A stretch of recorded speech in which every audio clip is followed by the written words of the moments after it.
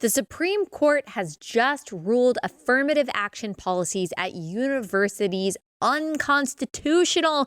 This is great news, but what does it really mean? Also, Trump's indictments, what are they? And what do those really mean? And Chrissy Teigen announced that she has a new baby that has just been birthed via surrogate. I will share my thoughts on that at the end of this episode. This episode is brought to you by our friends at Good Ranchers. Go to goodranchers.com. Use code Allie at checkout. That's goodranchers.com, code Allie.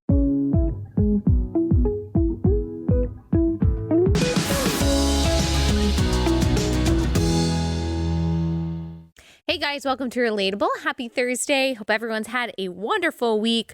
All right, we're going to get into some new stuff that we have been not putting off for a while, but there's just been some other subjects that we have wanted to talk about. I wanted to bring Steve Deace in to give us his hard-hitting analysis of everything that's going on. So we'll get into that, but I'm going to set us up with some context of what's going on with these Trump indictments. Before we get into that, however, exciting announcement that you guys have been waiting for ever since I posted, if you're watching this on YouTube, ever since I posted these shirts on my Instagram and said, these are just for the women going to Young Women's Leadership Summit. I got a million messages from you guys saying, oh my gosh, please sell these online. Please sell these online. And I knew something that I couldn't tell you then. And that was that I knew that we were going to try to make it possible to sell these online for everyone. So I've got this. And we'll put up some graphics, but I've got the Razor Respectful Ruckus one right here. So this one says, if you're just listening, do the next right thing. And then on the back, it says, in faith with excellence and for the glory of God, which is something that we say all the time. It's kind of an addition to an Elizabeth Elliot quote that she always said, do the next right thing for the glory of God. We added some words to that. We love Elizabeth Elliot. Unrelatable. And then the Razor Respectful Ruckus, that's just an alliteration that we came up with. And then the back is super cute too, but we've got some graphics that we will put up on YouTube. The brand, since a lot of you are asking, I think it doesn't even say because it just says relatable on the tag, which is cool, but I think it's Bella Canvas. I think that's what it is. So it's a nice thin material, but it's really high quality. I'm wearing an XL, but that's also because I'm 7 months pregnant. You'll hear Steve Deace say that I'm 8 months pregnant in our interview. I'm not 8 months pregnant. I'm 7 months pregnant.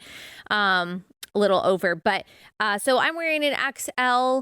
My husband will probably wear an XL, which leads to my next part of this announcement is that Relata Bros, we have stuff for you. These are kind of girly, kind of a girly design, girly color, but we have the Do the Next Right Thing t-shirts in a cream with black writing and then a black with white writing. So they're nice and masculine. The text is even masculine just for you, Relata Bros, because I had been getting feedback from y'all saying, hey, where's the merch for us? Just because we're in the minority doesn't mean that we shouldn't get merch. So there you go. All available on alliemerch.com. alliemerch.com. I know that you guys are excited about this. I'm excited for you. These are absolutely my favorite shirts that we have. And they're really special because these are phrases that I say a lot. Raise a respectful ruckus for the things that matter. Do the next right thing. We have so many phrases that we have come up with on this show. Toxic mommy culture, cult of self-affirmation, politics matter because policy matters because people matter. I love sayings. I love phrases, and I especially love alliteration. So here you go. Take advantage. alliemerch.com. They're already selling like hotcakes, so make sure that you get yours. Should be at your house in a few days. All right. Let me give you some context. Of what we're about to talk about with Trump. And then we've got some stories after the Steve Deace interview too that I want to make sure that we get to. But because he kind of dives right into his analysis, I want to make sure that we know what's going on. We talked about last week, I think, that this just hasn't been something that we've been following closely. We just hear, oh, Trump's indicted again. This is really bad. There's a two-tier justice system. If you're a progressive, you're not going to bear the brunt of the law the way that a conservative is. Basically, this is Joe Biden trying to go after his potential political rival in the 2024 election. This is terrible. But like, what exactly is going on? So we're going to look behind the scenes means when we talk to Steve. He's going to give us also like what I think is a very insightful and fair analysis of Trump and then Governor DeSantis and what their chances are, what they bring to the table, what some of the weaknesses are, but also in talking about like why is this happening to Donald Trump and what does it actually mean? What is its real impact? So let me get into some of the details of these cases in just a second. Let me go ahead and pause. I'll tell you about our first sponsor for the day, and that is 7 Weeks Coffee, one of my favorite sponsors because of not just the amazing product that they sell, but also what they stand for. So 7 Weeks Coffee ships the coffee right to your front door, really high quality stuff. But the reason that they're called 7 Weeks Coffee is because at 7 weeks, the baby in the womb is the size of a coffee bean. And this company is giving a portion of every sale to pregnancy centers across the country. They have donated over $100,000 in their first year to pregnancy centers, and they're now supporting over 500 of these centers. These centers are providing material resources, spiritual guidance, adoption help, parenting classes, Medicaid enrollment, so many resources, so much support for these moms and dads who are in need. So that's 7 Weeks mission. And they also sell great coffee that we love in our home. So make sure you support them. No more supporting Starbucks and those companies like that hate your values. Go to 7weekscoffee.com. Use promo code Allie at checkout for 10% off your order. 7weekscoffee.com. Promo code Allie for 10% off your order. 7weekscoffee.com. Code Allie.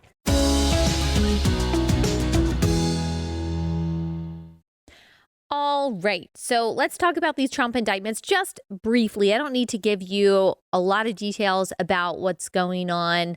Steve is going to provide some of those for us, and you'll hear him say at the top of our conversation, don't look at media coverage of this, but Politico does lay this out really easily because there's just confusion. Like how many indictments, how many investigations are going on? Where are they? Why are they happening? So let me just break this down a little bit according to Politico because they do give us some good context.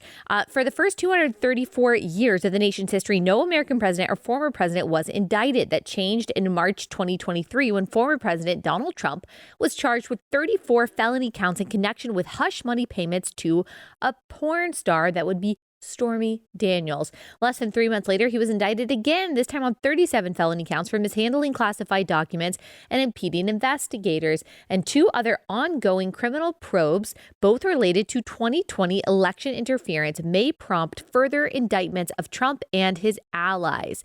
So, the classified document case. Federal prosecutors led by special counsel Jack Smith have accused Trump of taking highly sensitive national security documents when he left the White House in January 2021. You'll remember when Mar-a-Lago was raided, they said it was because of these classified documents. A lot of people on the right were saying this is absolutely ridiculous. There was no need for this raid. They were just trying to show off. They were trying to intimidate Trump, trying to intimidate Trump supporters. Apparently, there have been other presidents, other politicians who have taken classified documents or haven't handled them exactly correctly. But there has been some audio leaked about this where Trump allegedly said, as president, I could have declassified it. Now I can't. And adding that the document he was displaying to others was still a secret. So he was showing these classified documents that he had to they had at Mar-a-Lago to people and saying things that he, I guess, shouldn't have said. So, he has been indicted on June 9th, 2023. That indictment was unsealed, charging Trump with the 37 felonies. And Trump pleaded not guilty at an arraignment in Miami on June 13th, 2023. No further court dates have been scheduled. And then if we look at one of the other indictments, the hush money case, this is the New York State Court. Trump is accused of falsifying business records in connection with a payoff to Stormy Daniels, who claimed that she had a sexual encounter with him. By buying Daniels' silence, the payoff avoided a possible sex scandal in the final weeks of the 2016 presidential campaign. Michael Cohen, Trump's personal attorney at the time, paid $130,000 to Daniels in October 2016, according to prosecutors. And then Trump reimbursed Cohen. On March 30th, 2023, a Manhattan grand jury voted to indict Trump. Remember, I had my dad on and we talked about whether he was going to be perp walked. 5 days later, local prosecutors unveiled the criminal charges, 34 felony counts of violating New York law on corporate record keeping.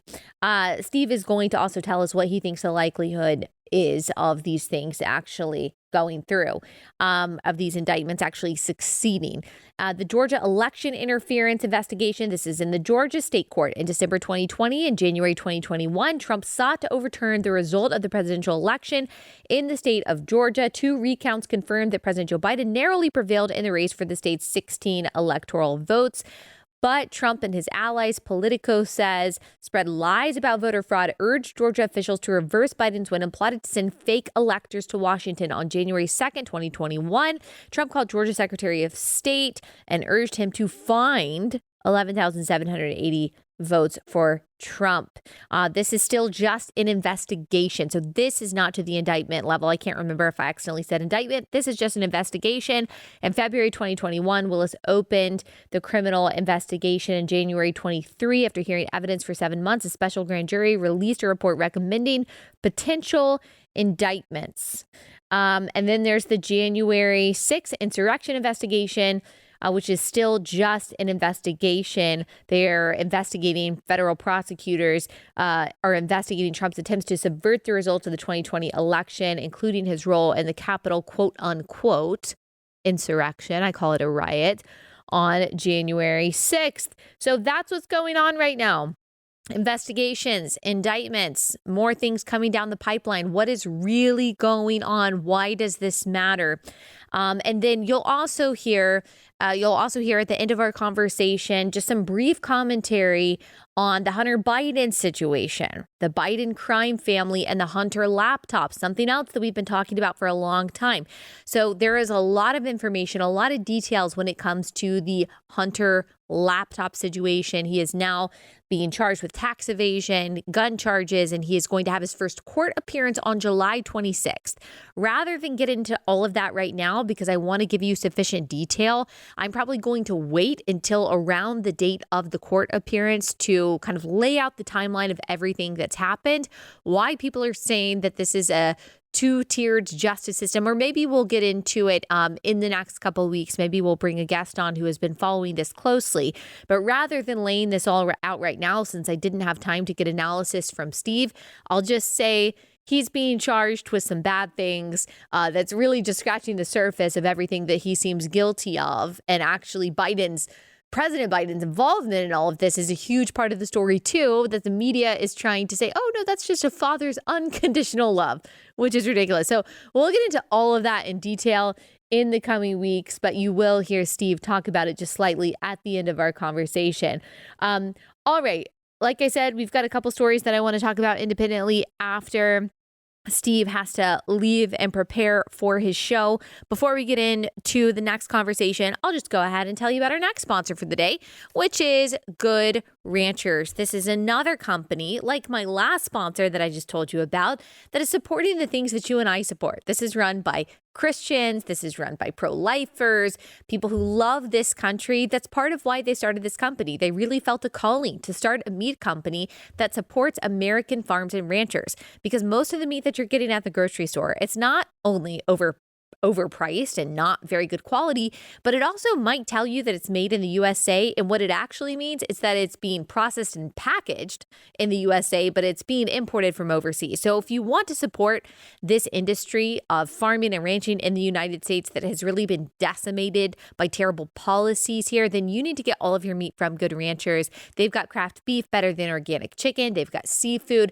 It'll all show up on your front door on dry ice. And if you subscribe, then you get that box of meat every month. That's what we do. It makes our life so much easier and healthier as well. So get your meat from Good Ranchers. Go to goodranchers.com. Use code Allie at checkout. When you do, you'll get $30 off your order. Goodranchers.com, code Allie for that discount. Goodranchers.com, code Allie. All right, Steve, thanks so much for joining us again. Break it down for us. What is going on with Trump and these indictments, and what do they really mean? Here's one thing I would say to audiences like ours. Don't pay attention to any media coverage of these criminal cases at all. I mean, what happened just earlier this week, where CNN obtains the audio of the most incriminating evidence entered into the indictment in Miami against Trump. And then the next day, Catherine Herridge from CBS comes out and says, well, that's actually not even a key part of the evidence, even though it's in the indictment, and then kind of backtracks that report the next day. And we're still sitting here, by the way, at the time that you and I are having this conversation on Thursday morning. It has been 72 hours, and still the Trump legal team has yet to file for a mistrial or a motion to dismiss with prejudice because of the leaking of information from an indictment to the media. The whole thing is so convoluted. I don't know you can trust anybody to tell the truth about the other side on a consistent basis. So if you're looking for the truth, I would really at this point just look at, from a legality standpoint, what is actually filed in the court documents themselves, and then what the courts actually do. If you look in Miami, Judge Cannon has shown to be at least somewhat sympathetic to Trump so far. And by sympathetic, meaning like not out to, martyr him. So actually maybe practicing law. And so I think that there's a chance for the former president to get some form of a fair trial there. I think it's possible that you could find a couple of patriots in Miami-Dade County where DeSantis won last election in 2020. Trump got about 46% of the vote. That if his attorneys have an IQ above 14, they can probably get 2 or 3 jurors on that bench to hold firm against all the Karens that the Department of Justice will make sure gets appointed, and maybe hang that jury. In Manhattan, he has no chance for a fair trial there. He got 12% of the vote. I mean, he'll be found guilty of being Donald Trump on a sunny day. Yeah. The same thing goes for the case that's still to be filed. And that's the most dangerous one, Allie. That's the Department of Justice case that they're working on with January 6th and insurrection and the espionage, or I'm sorry, the Espionage Act is the other case. But but insurrection and the kinds of things that put a lot of his nonviolent supporters indefinitely detained since January 6th. They are working their way up the food chain, and I believe later this summer he will be indicted in that case and before the gulag that Washington, D.C. calls a jury. And I think that's the most problematic one for him moving forward for sure. How do you think this is going to affect his chances in the primary? Or, I mean, what does this even look like for him? I think these are questions that we have to be asking. And when I got into this business, man, I never thought I would use the term. I mean, my number one prime directive when I started my show was to I was inspired by what Rush Limbaugh did with conservatism to bring it into the mainstream. And I was kind of hoping to do the same thing with a biblical worldview. I never thought that I'd be daily using terms like demonic in my analysis, however, and yet here we are. I also never thought I was going to say, hey, I think we really need to vet these candidate, the leading candidate right now, and what's his plan to stay out of prison. I just wasn't on when I got the conservative broadcaster handbook over at the Talkers Convention, when I got into this business 15 years ago, there wasn't a chapter on how to handle that. So I don't know what to do with that, but I do think we need to find out. I think I think we need to ask questions, and him and his team have to answer them, Allie. I mean, what would be his plan to run for office under, say, house arrest at Mar-a-Lago? He couldn't hold rallies, couldn't travel the country, because I think that's a distinct possibility. What legal strategy does his team have prepared for when he is found guilty of felonies because his name is Donald Trump, and blue secretaries of state in key swing states like Michigan, Wisconsin, and Arizona?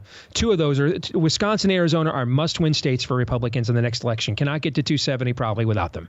And so when they get blue secretaries of state that may say, now that you're a convicted felon, I don't think you should have ballot access, because we have seen for a generation, Allie, Democrats just do things they guess is probably unconstitutional and just dare us to find a judge somewhere to overturn it. Just this morning, it's taken 50 years, but finally affirmative action, which is basically just cost shifting racism from one class to another, finally got struck down by the courts today. It's taken 50 years to do this.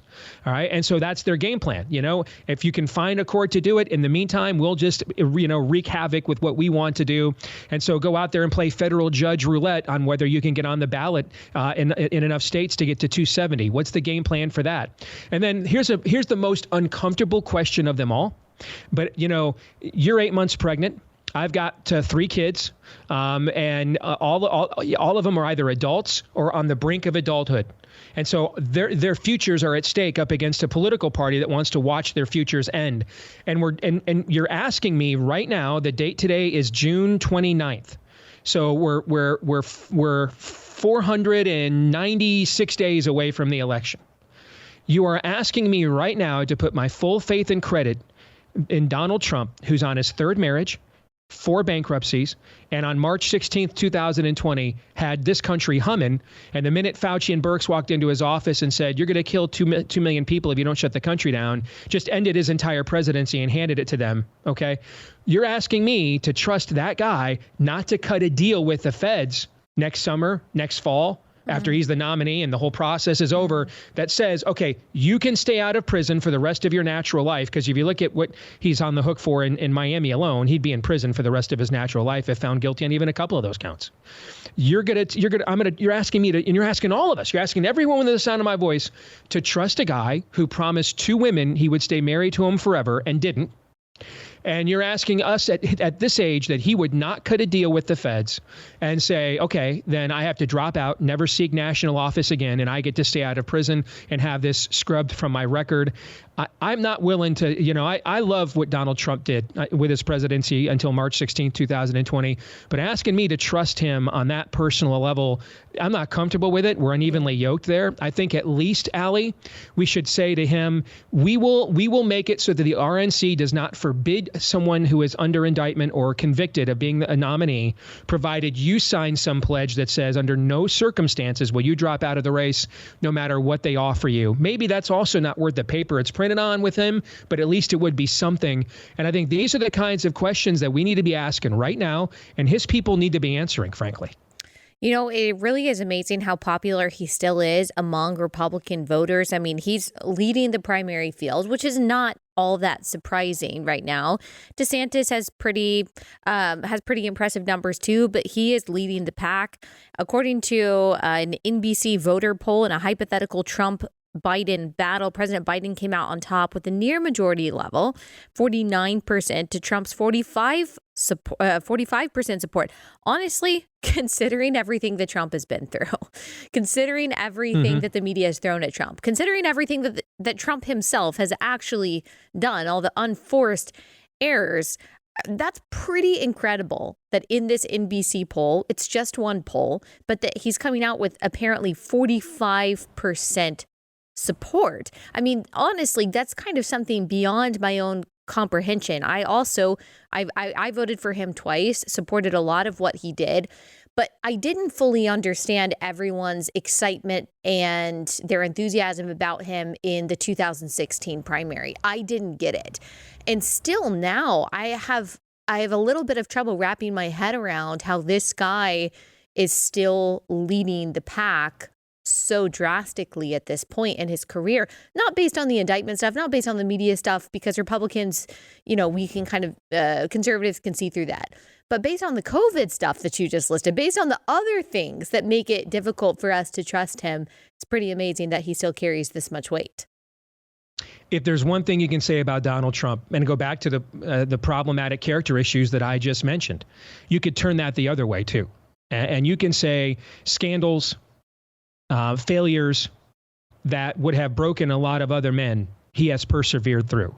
I think if Donald Trump has one unique gift within his portrait of masculinity, it is a tenacity to survive. And that's why we have seen him rise over and over again from the ashes, from the kinds of things that have ended the careers and the ascensions of many others of the last era. Now his detractors will call that not tenacity, but shamelessness. Yeah. I suppose if he's using that tenacity to enact policies you disagree with, it's shamelessness. If he's using that shamelessness to enact policies you agree with, it's tenacity, right? Yeah. Okay. Same thing with Joe Biden. I mean, he's overcome a lot of the accusations and substantive accusations of lying, of making up, all this stuff about his life. And I mean, he just keeps going, man. So yeah, it depends on what you think of these people. I think August 24th, when this is all said and done, from a political standpoint. And when we get to next year's convention and we see who or whom is standing up there and giving the acceptance speech for the 2024 nomination for the Republican Party, I think August 24th is going to go a long way into determining that. I think that if Ron DeSantis's polling profile right now, we're the perception of it was better, but he goes onto the stage and it looks like he is not yet ready to even fit into King Saul's armor. That he's mortally wounded there. And it looks like, because there's two King Sauls, Allie, there's the early King Saul, that's the champion of the realm. And then there's the King Saul of latter years who gets swallowed up in his own narcissism and goes and visits the Witch of Endor. Okay. And so we're kind of trying to figure that out. And then on the other hand, if you want to follow the analogy the other way, you're looking at Ron DeSantis and what he did in Florida, which is not an insignificant proving ground. That is the largest swing state in the union. It's the second largest governing stage in the country other than the White House. And you're wondering, okay, is David ready to go into the Valley of Elah yet? Is that Shepherd David or is that King David? And one way to find out is to put them on a stage together and find out. And if they get on the stage together, and if Ron DeSantis were polling better today, but got on that stage and it looked like he's the JV team and is not yet ready for prime time, it would flip the narrative overnight. Likewise, if they get on that stage and it looks like King David is ready to replace Saul and go down into the Valley of Elah and take on Goliath, it'll flip that narrative overnight as well. And I think that if I were advising the DeSantis team, I would tell them to game plan as if this might be your only chance at Trump. That if I were advising Donald Trump, I would tell him you have to go to that first debate. First of all, I think he wants to. That's too big of a spotlight to stay away from. I think you don't want to give DeSantis a free shot up against the other dwarf candidates there. And he now looks like the alpha male in front of 20 million people. So you need to go. But I would also tell him, if you go there and you punch him in the throat, you don't need to go back. You made your point. Don't do any more. We're done here. And I learned in Iowa when I was on the Cruz campaign, we did a debate right before there were two debates right before the Iowa caucuses. And in the penultimate one, Cruz really embarrassed Trump in that debate badly. And Trump stammered and had no comeback and then didn't even bother to show up for the last debate. And that's when I knew we were going to win Iowa, is when he didn't show up, because I think that will happen as well. I think if they go into that debate and DeSantis makes it look like Trump is past his prime, I don't think Trump will show back up again. And so if I were the DeSantis team, I would be prepping as if that might be my only crack at the old man. Yeah, I think that is exactly right. I think that's a good analysis of trying to show DeSantis' strategy should be trying to show that he's past his prime, that he doesn't really understand the issues. He's not really connected to what parents are feeling. And of course, I think that he should be punching from the right, whereas we've seen Trump try to punch DeSantis from the left, like using the same kind of tactics that the left does and accusing him of being too radical when it came to abortion, too radical when it came to even, the vaccine, which Trump himself still claims to be very proud of. And so I think punching Trump from the right could be good, but you're right. If DeSantis comes across as JV team, which to Trump's credit, his campaign has tried to cast DeSantis as, he's just a little brother. He's just a little annoying brother of Trump and he's just getting in the way. Maybe it'll be his time later on, but he doesn't really know what he's doing yet. Yeah, that is, as superficial as that might be, of course, we would like to think, no, people are really going to think about the policies. People are really going to consider the history. That's not really what happens at the debates. You look at the debates and you think, how did these people make me feel? Did they make me feel emboldened? Did they make me feel strong? Did they make me feel like I could trust them, like I could follow them into battle or not? And so I think that's a good analysis. That's tough. That's tough for both of them because it could go either direction. Yeah. But it's a tough job, Allie. This is the hardest job on planet Earth, and only one person gets to hold it, And so every cycle, we ought to be like Heath Ledger's Joker, cracking the cue stick in half and saying, we're going to have tryouts. That's what's at stake. The future of the country is at stake. The future of our children is at stake. And I have hated saying this my whole career. I have laughed at it, mocked, as if the electing Mitt Romney or John McCain was the most important election of my lifetime. Okay, I hated that crap, but. Given where we're at right now, I don't know what comes after they're castrating the kids. The guidance counselors will suggest euthanizing them. I don't know. We're at so many brinks right now, Allie. I don't know what the next step down other than is bottom. You know, hell. That's the next step, is hell itself. Yeah. And so I'm flirting with the idea for the first time, as much as I have pilloried this and panned it my whole career, that this next cycle might be the most important one of our lifetimes. I know this. It's the most important one of Trump's lifetime. If himself or someone sympathetic to him, that style of Republican, does not win the next election, Allie, he is going to spend the rest of his natural life in prison. I promise you. That's where this is going. Yeah. So he needs someone that can pardon him, whether it's himself or someone else that can win. Yeah. My simplistic analysis that I gave a few weeks ago, that a lot of people agree with, a lot of people have said too, is simply that, I mean, I understand that Trump is leading the primary field and that he's popular. I don't think that he can win against Biden. I don't know if he can even if if everything was in his favor, if everything was totally neutral and everything was very fair, I don't think that he could win against Joe Biden. I do think someone like Ron DeSantis could.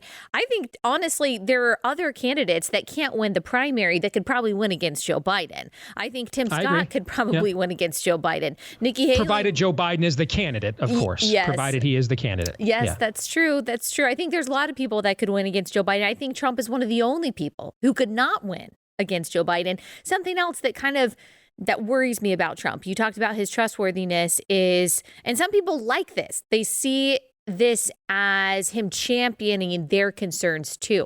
But I think he is so caught up on his own personal vendettas, which I can't really blame him for. But he's so concerned with how he's been treated and how he's been unfairly maligned, that his only goal when he gets in office is to try to enact revenge on the people who have unfairly treated him, whatever. And he's not as concerned with the plight of everyone else who has supported him, or the plight of conservatives, or the plight of parents. I think that he is so Trump-minded that that's going to be his main focus. And I really want him to kind of move past that and to say, okay, but how is everyone else being mistreated? How about these parents over here who are being cast as domestic terrorists? And I'm just not sure he has the vision, the wide enough perspective to be able to see the importance of that. I think, when you look at, I have said on my show many times over the years, Allie, the most destructive manifestation of human sin is the fragile male ego. Yeah. There has been no more destructive manifestation of human sin in the history of our species than the fragile male ego. And it's a razor's edge. Okay. What's the difference between a MacArthur who loses early in World War II and vows, I shall return, and wants revenge on the Japs who did it to him, and is single-minded in purpose to walk out of Manila, the victor later in the war, to King Saul, who goes and visits the witch of Endor, who goes to look for, to extract vengeance, but in order to satiate his ego. And I think the difference is, to what end? To what end? And right. You have seen, and for me, I love the idea of Donald Trump with a taste of blood in his mouth. And I'm someone that I don't like his personality most days. I find his branding and many of his branders beyond obnoxious. Okay. But I love the idea of a guy with a chip on his shoulder and something to prove. But there's two ways to execute this. There's the MacArthur way that I talked about, and he has demonstrated that a couple times. Yeah. The speech that he gave at CPAC, the speech he gave the other day at Faith and Freedom Coalition, I am your retribution. Yeah. Okay. Yeah. I am your symbol. That's powerful messaging. Okay. True. Then there is the way he behaves a lot of the days in between those kinds of speeches.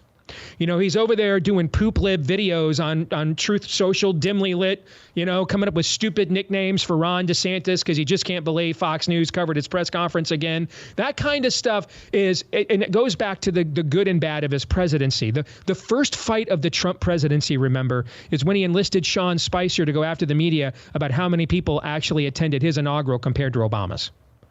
And that's the thing. I want a guy I want a warrior with an ego. Give me one. But it can't come with a ruler. If you get the crude analogy I'm making here, that we're all just going to drop trow and measure ourselves all the time. It can't be about that. To what end? Or is the ego that someone has to pay for this? This injustice must be rectified, right? There's the Samson. In many respects, I've compared Trump to Samson. I think biblically they are very similar. There's the Samson that has a rewards card at the red light district over in Canaan. He walks into the Canaanite brothel and it's like Norm on Cheers, Samson. They know who he is. Everybody knows him. All right. And then there's the Samson who tears down the temple of Dagon, the pillars of that temple, to plunge the fish demon worshippers face down into the dirt. All right. And we saw Trump smash the idol of Roe v. Wade. We saw Trump smash the idol of, we have to deal with the Palestinian question to have Middle East peace. He said, no, we don't. And he was right. And then we have seen Trump also get smashed by his own insecurities and his own ego. He is a very Samsonite figure. And I think that also is very Saulian. And that's the difference. There are days where it looks like, okay, I can see why when the people went to the Lord and said, give us a king so we can be like everybody else. Saul, that's your king. That's a champion of the realm. And then there are the days that he visits the witch of Endor. He doesn't have a cohesive worldview. He's demonstrated that many times. His worldview is largely art of the deal. If you look at, you know a tree by its fruit, basically his thing is, if I can make a deal, you can make a deal. There were a lot of sheiks in the Middle East, Allie, who pretended to care about Wahhabism when really they just wanted to make money. Trump knew that, called the bluff, and was able to get Mideast peace deal done. But then he tried to cut deals with Pelosi, Schumer, and they're like, those are demons. There's no deals to be made. They're here to end you. And that's what Fauci and Birx and they tried to do with COVID. There was no deal to cut there. Hey, you know what, Fauci, you go out there and be the prime minister of Democrat America so we can save the country from this virus. And I'll speak to the rest of the country. We'll be one big happy partnership. Meanwhile, Fauci's over there creating his own Vichy government right underneath Trump's nose and ends up usurping his authority altogether repeatedly. And he never got it back. And so this is, again, where are we with him? And I think if nothing else, it is vital for Ron DeSantis to be in the race to help us get an answer to that. Because if you think keeping Trump on message is difficult now on a daily basis and not making it all about himself now, if he didn't have a legitimate opponent, if his opponents were all the other dwarf candidates who are irrelevant, then this would only be about him all of the time. And so I think when you're, it is good to have competition. All right, quick break from that conversation to tell you about our next sponsor, and that is Preborn. So we are still celebrating the 1-year anniversary of the overturning of Roe v. Wade. Abortions have been reduced dramatically in this country over the past year, and we should absolutely, unabashedly, unequivocally be praising God for that. And we can take part in that. We can take part in women choosing life. One great way to help women make that informed and wise and godly decision, selfless decision, is to help them get a free sonogram. That's why the Preborn network of clinics exist. They provide women with lots of resources, but one of the greatest and most game-changing resources they provide women with is that free sonogram. So what you can do is you can consider donating $64 to cover the cost of these sonograms for these women who are walking in. They want to be able to see their baby. They want to hear the baby's heartbeat. Once they see that humanity, they're much more likely to not get an abortion. So we can play a very real part in saving the lives of these vulnerable children by donating to Preborn. You can go to, or you can dial pound 250, say the keyword baby, or you can go to preborn.com/Allie. That's preborn.com/Allie. Donate whatever you can today. If you can't do $64 today, maybe $28, maybe something less, whatever you can do, it makes a difference. Go to preborn.com/Allie to donate, preborn.com/Allie.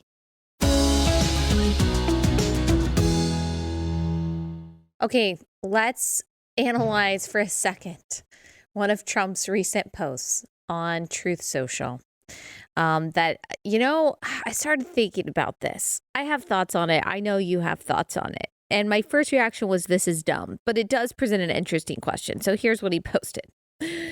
President Joe Biden and every living president except Donald Trump are direct descendants of slaveholders. Jimmy Carter, George W. Bush, Bill Clinton, and through his white mother's side, Barack Obama. This is from Reuters. He says, I hope that every African American in our country is reading this right now. All caps, remember. Okay, so my first thought is that, wow, that is so dumb. That's so dumb. We spent all of 2020 saying, no, we're not on the hook for the sins or even perceived sins of our ancestors. Obviously, slavery, chattel slavery was an egregious sin, but some of the things that, white people are accused of, systematically being responsible for all oppression of black and brown people, ridiculous assertion. But then saying, we're on the hook for our ancestors, not just even our ancestors, but just people who might have looked like us a long time ago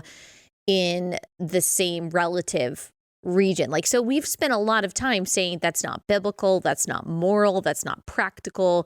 We shouldn't try to inculcate that in our legal system. And here is the former president, Republican president of the United States, saying, no, actually, it does make me better.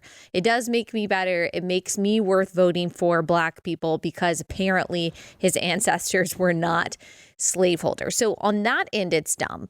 But on the other hand, I'm like, okay, but what would a progressive say to this? Why wouldn't they care about this? Because they've also been saying for the past several years that this kind of stuff absolutely does matter, that we are condemned because of the sins, not just of our ancestors, but white people who lived in America 200 years ago. And we need to dismantle everything that had a hint of white supremacy in it 300 years ago, except for Planned Parenthood and except for Joe Biden, I guess. So in that sense, it is kind of interesting. How would progressives respond to this? Why doesn't it matter in his case? And why does it matter in other cases? But on the surface, it's really just kind of dumb. It's not an effective tactic. It's not going to make black people vote for him. I think this is symbolic of the potential and the pitfalls of Donald Trump. And Allie, worldview is destiny. If your audience remembers nothing else I'm going to say on your episode today, remember that. Worldview is destiny. No man can rise above their own worldview. No one can run from their own worldview. Worldview is destiny. And so there is potential in this statement as you articulated in the second half. And that would require, though, you'd have to pivot to an outcome. You'd have to have a capable staff. Right now, Donald Trump's inner sanctum at Mar-a-Lago is Lindsey Graham and Laura Loomer. Good luck with that. All right.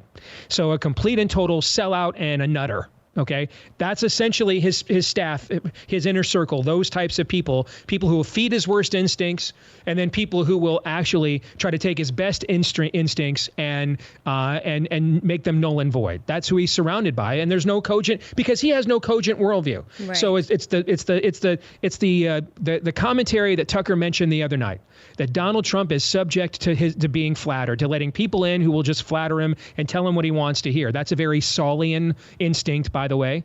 And so because of that, that statement could be used to then have a campaign, a team, then turn and message that and say, so no wonder voting for these people, for the same party, decade after decade, generation after generation, didn't work.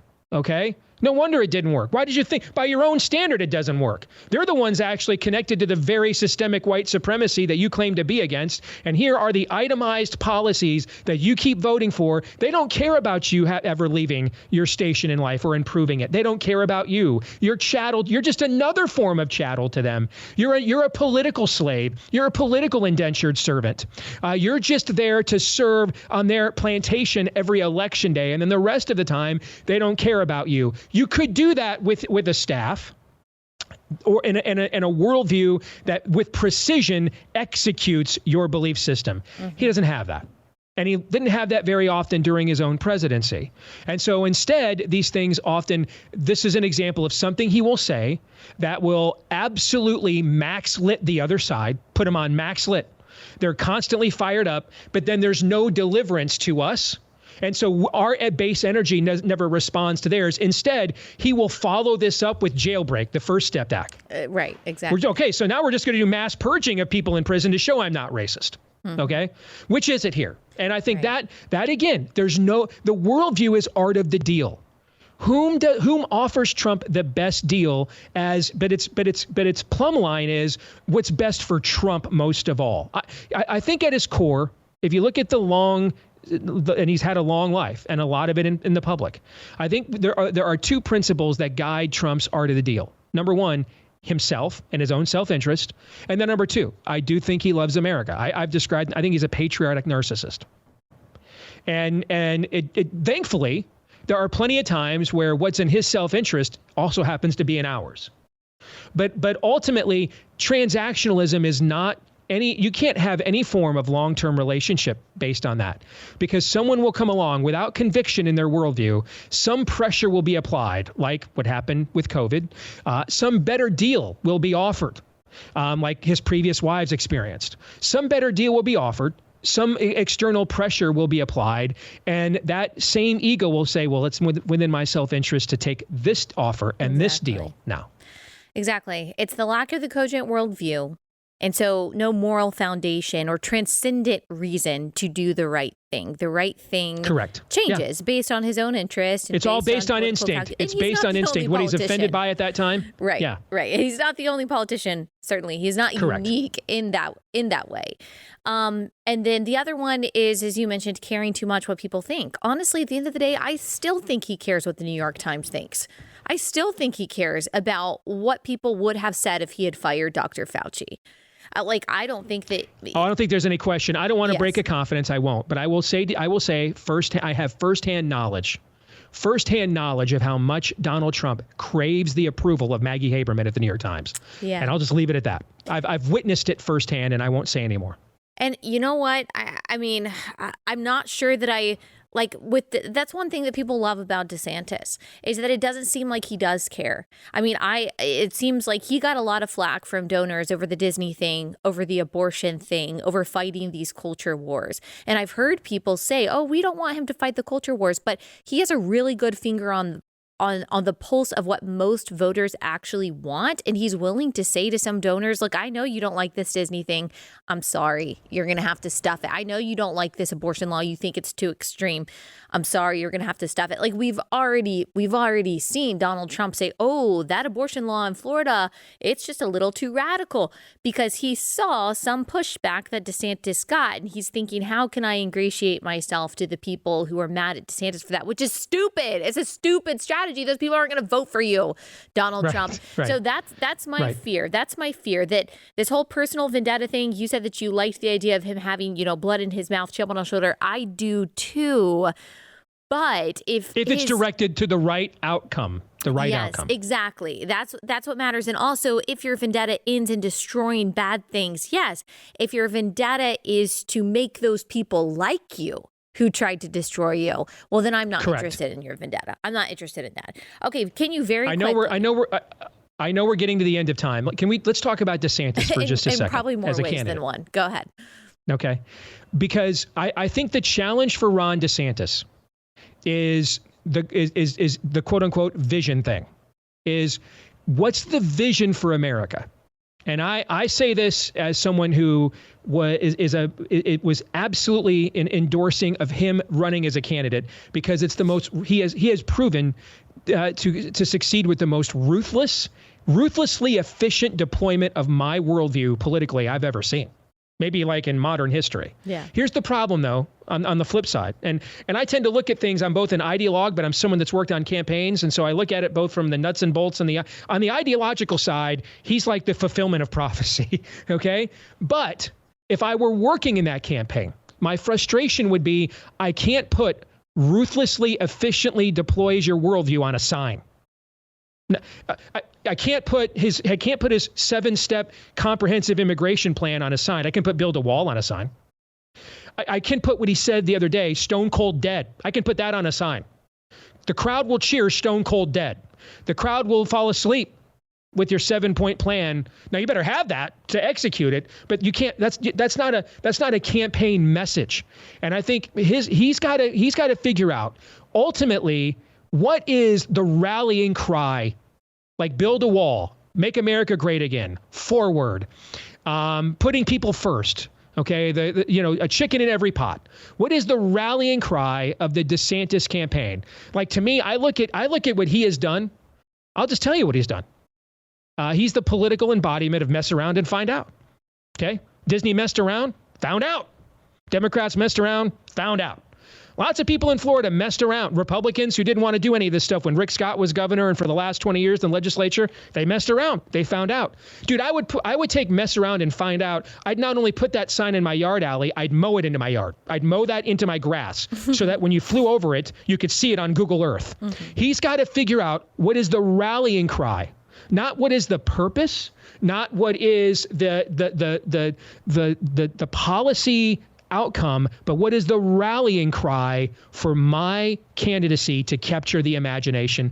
And he's up against someone who's masterful at casting that kind of vision. Yes. Okay. I've got you for maybe a minute and a half left.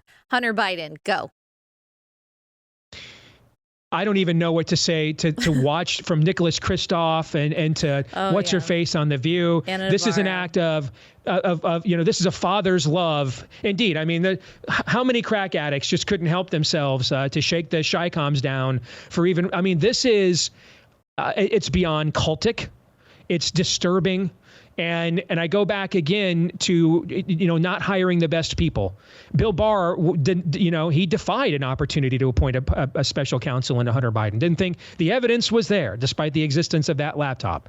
And so here we are. And in many respects, Trump's greatest benefit as a candidate are his enemies. And this is an example. Mm-hmm. Mm-hmm. Okay. Thanks so much, Steve. Thank you for your analysis. Everyone go check out Steve's show, the Steve Deace Show. Amazing insight as always. Thanks so much, Steve. You bet. Anytime, Allie. God bless. Take care. You too.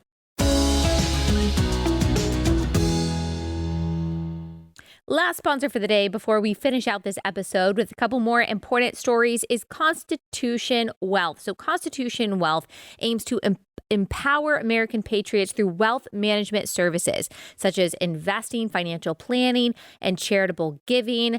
Constitution Wealth is awesome because they believe that you can invest your capital without investing in and supporting companies that aid the kinds of industries that you don't want to be a part of, whether it's the tobacco industry, the abortion industry, or industries that just support ideals that conflict with your core values. That can be very hard to navigate if you're working with an investment wealth management company that doesn't align with you, that doesn't share your principles. You might feel like you're trying to have these awkward conversations with someone that doesn't agree with you. You don't have to worry about that if you're working with the people at Constitution Wealth, because they're pro-life too. They love America too. They're supporting the things that you support. And when it comes to how we invest our money, how we steward our money, it's really important that we are working with people and that people are managing our money that actually believe in the things that you and I do. So this is a Christian conservative wealth management company, and related gals listening to this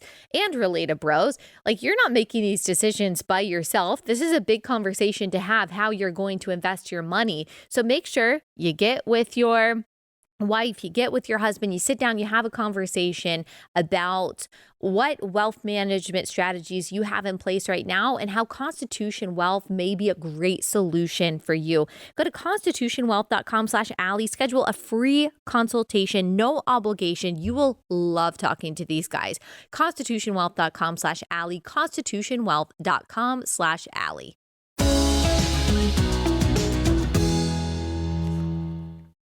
Okay, so big news out of the Supreme Court this morning.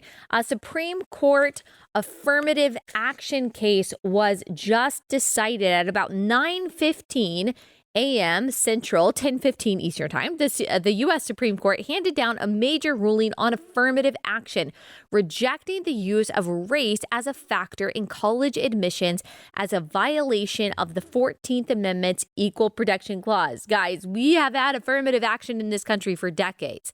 You heard Steve mention that briefly. So this is a huge deal.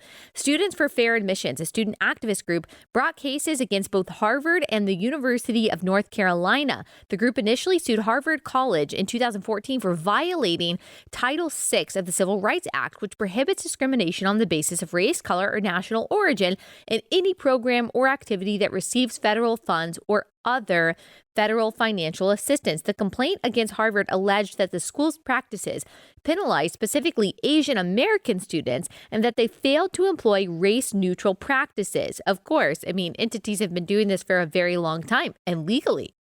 The North Carolina case raised the issue of whether the university could reject the use of non-race-based practices without showing that they would bring down the school's academic quality or negatively impact the benefits gained from campus diversity. So the 6 conservatives, Chief Justice John Roberts, if you can call him a conservative, not really, but he's kind of unpredictable. The Associate Justices Clarence Thomas, Neil Gorsuch, Brett Kavanaugh, Amy Coney Barrett voted for the decision, striking down those schools' race-conscious admissions policies, while the three liberals, Kagan, Sotomayor, Ketanji Brown Jackson, dissented. Justice Ketanji Brown Jackson recused herself from the Harvard case, actually, due to her previous role on Harvard's Board of Overseers. So this is really interesting and exciting. Now, I saw Orrin McIntyre point out that universities have already been anticipating this decision. And so they have started to shift their standards. They've started to lower their standards and say, oh, we are no longer, I saw this actually, several Ivy League schools are saying we're no longer going to allow things like the SAT to carry so much weight. Instead, we are going to be placing more weight on things like extracurricular activities.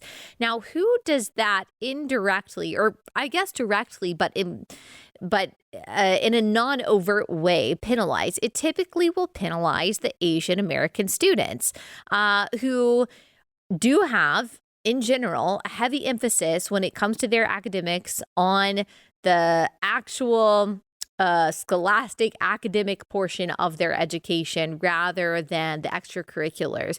And that's a general statement that has actually been made by some of these administrators and some of these people on these college boards at these Ivy Leagues. And so they are already trying to change the standards to ensure that they can still, without saying that they are, give preferential treatment to Black and brown students who statistically, okay, don't get mad at me, statistically do not score as well on these standardized tests and even have as high of a GPA as the white and the Asian students who are applying. And so as the universities start to shift the standards around, they can say, well, it has nothing to do with race, but really they are considering all of the factors that would help the Black and Hispanic students get in and would actually make it a little bit more difficult for the white and Asian students to get in. Clarence Thomas said this. I saw Samuel say, tweet this out. It is not even theoretically possible to help a certain racial group without causing harm to members of other racial groups. And of course, what he means by that is what Thomas Sowell talks about in the quest for cosmic justice, which I could not recommend to you more. If you've been listening to this podcast for any amount of time, then you know that. You've heard me say that a million times, as well as discrimination and disparities by Thomas Sowell. But he makes this case that basically the social engineering that comes from the top down that says, oh, we are going to lift up the marginalized. We are going to lift up the Black and brown in this country. They've never been able to accomplish that without trying to hold back the groups that they see as privileged, that they see as having too much opportunity, too much success, too much wealth, too much safety.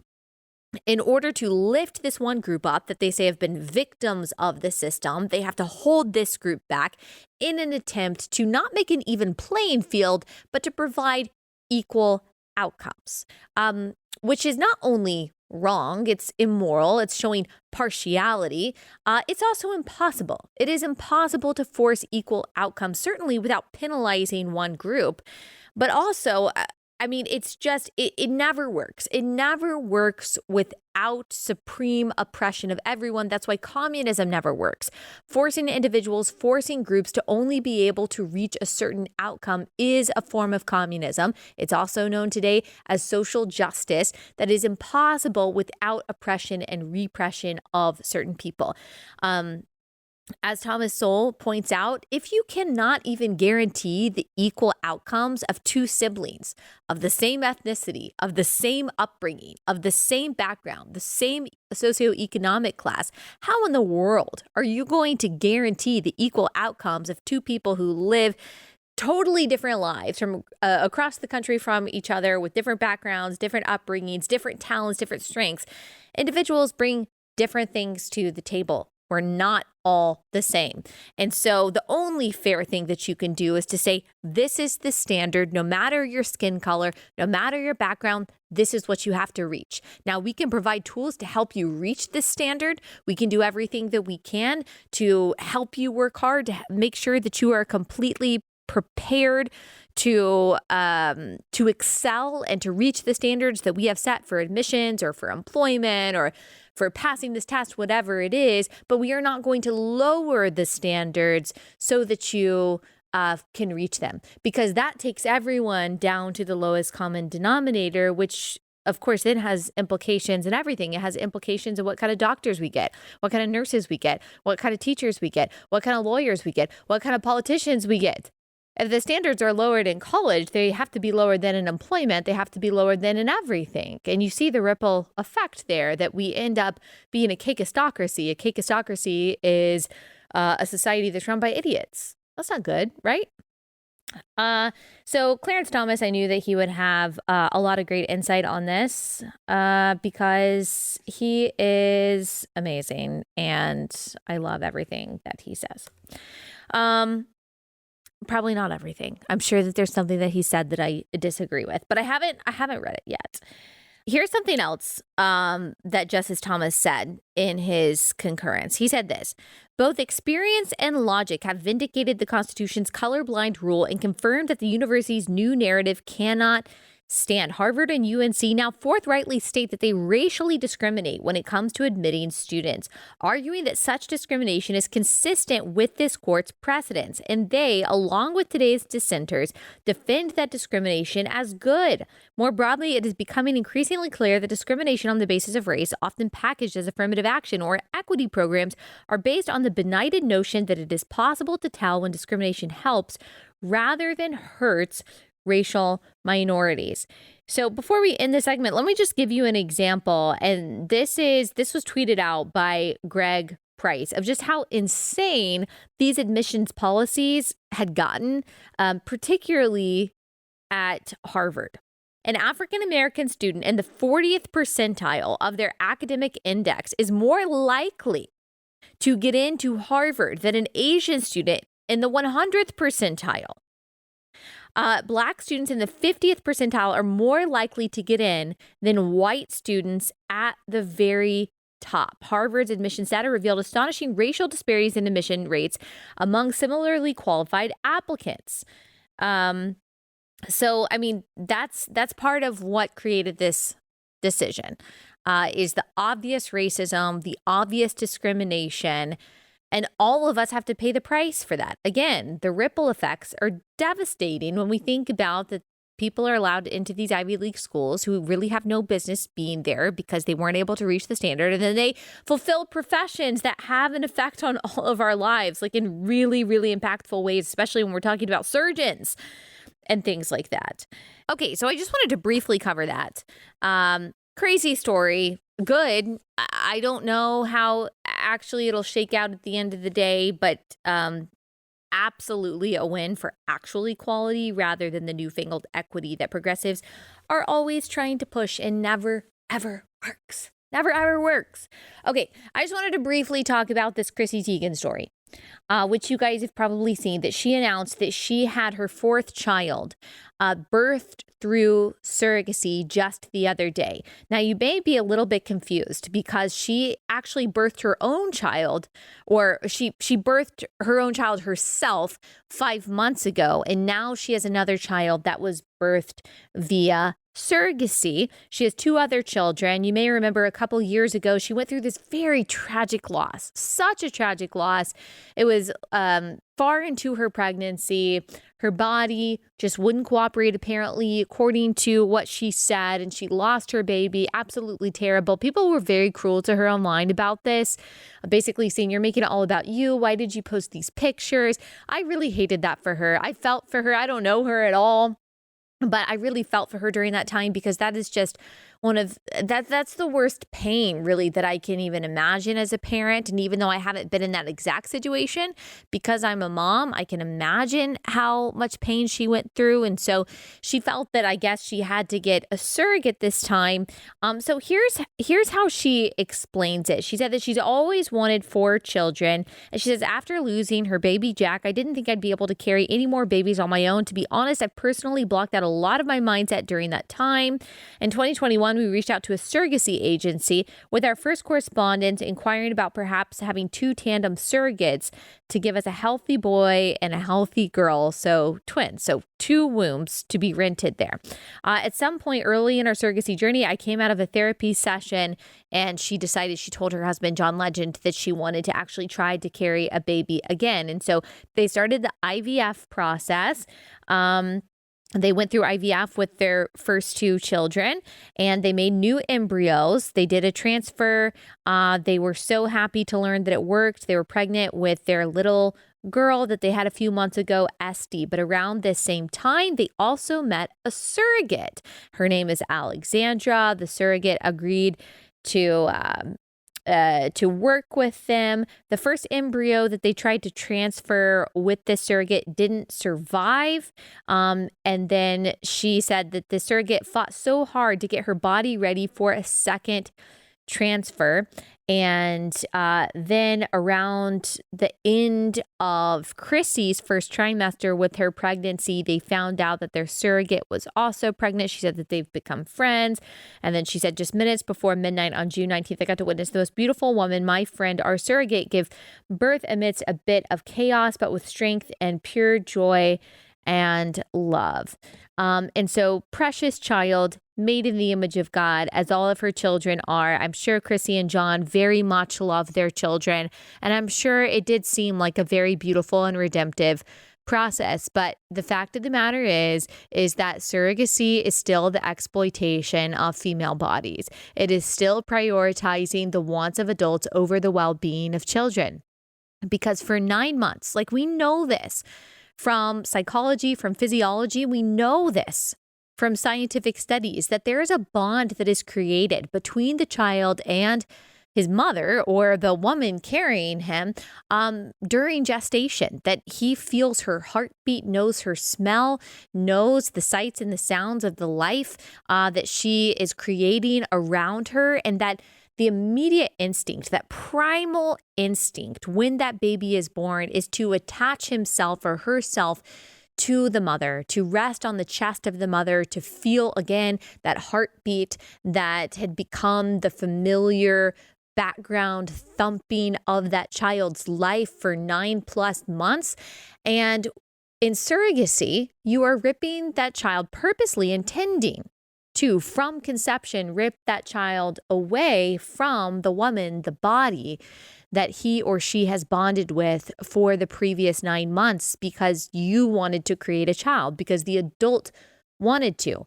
And I don't think that we even put any thought into the psychological, mental, emotional, physical well-being of a child who is created in this way and then gestated in this way and then given to people who, as far as the child knows, are strangers. And it's even worse, of course, when you have to buy the eggs from one woman, which this is not Chrissy Teigen, it's her own eggs, but you have to buy the eggs of one woman, rent the womb of another woman, as you do when it's 2 men going through the surrogacy process. And then you take that child away, not just from the biological mother who sold her eggs, and not just from the woman who gestated the child with the womb that was rented, but you also take that child away from the possibility of ever having a mother at all. And so there are even more ethical and moral problems when it comes to that. But even when it comes to this form of surrogacy, like, it is still buying a body. It is still going through a process, intentionally going through a process that you know is a breakaway from the ideal for the healthy development of a child. And the only justification is that the parent wants to. I don't think that's a good enough reason to rent a womb and to take a child away from that natural process of birth and gestation. And the whole surrogacy industry is wrought with corruption. The contracts are they can exploit these women. I don't know if that's true of this surrogacy, this surrogate situation. It sounds like they had a good relationship, but even so, I'm against surrogacy. I can sympathize absolutely with wanting to have a child by whatever means possible.